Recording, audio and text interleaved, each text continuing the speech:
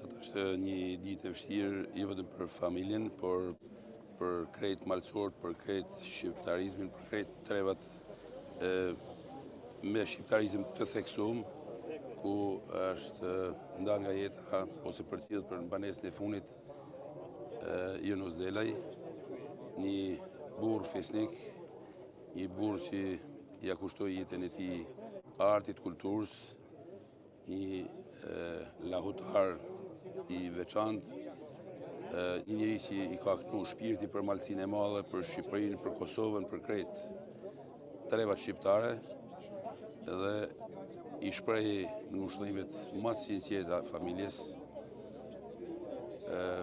njëkohësisht edhe kolegëve të tij, një burr të talentuar, por që vepra e tij do mbetet e përjetshme tek krejt malësorët për gjithçka që ka realizuar gjithë jetën e tij. Sot po përcjallet një njeri me vlera, një njeri që e vlerësoi gjithmonë traditën edhe kulturën e Shqipënisë, e majti gjithmonë në shpirt edhe në dorë lahutën edhe në momentet e tij më të vështira.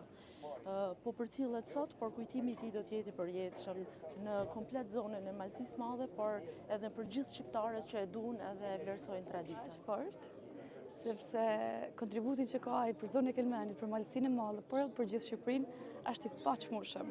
Ka shumë vlerë. Kjo është më e pakta që mund me bë për Yunusin sot në ditën e tij të funit. Pata fatin me i taku 3 javë para kësaj dite. Dhe e pyeta Yunus kur ke lahutën, më thanë UNESCO. Dhe moj kujtimet më të mira, sepse jam rrit për veten lëkbishve, e jam rrit me zonin e tina. Shpirti i tij po shoftë në paqe, Zoti i forcoj familjarët, shpinën e kalon plot, kalon edhe Malësinë e Madhe plot me vlera për tina. Edhe lahuta sot në UNESCO është një vlerë edhe një kontribut i tij paqëmueshëm. Yunus Delaj, ti fizikisht po shkon sot, por lahuta jote, jehona jote, kënga jote do të jetoj gjithmonë në mesin tonë, në mesin e këtyre maleve.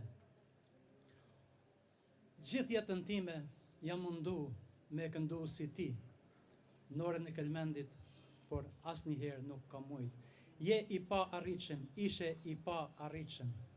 Ngushëllime për familjen, ngushëllime për të afërmit, ngushëllime për komunitetin, për kolegë, ngushëllime për folklorin shqiptar, ngushëllime për gjithë shqiptarët, paq tokën e lehtë.